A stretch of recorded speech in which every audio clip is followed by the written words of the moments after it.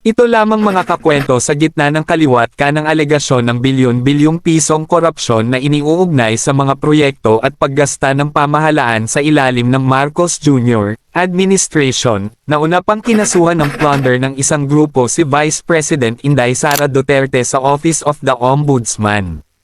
Nitong Biyernes ika-12 ng Desyembre, naghain ang ilang civil society groups ng mga reklamong plunder, bribery, graft, at malversation laban kay VP Sara at iba pang opisyal ng Office of the Vice President, OVP, at Department of Education, DepEd, kaugnay ng umano'y maling paggamit ng 612 na milyong piso na confidential funds.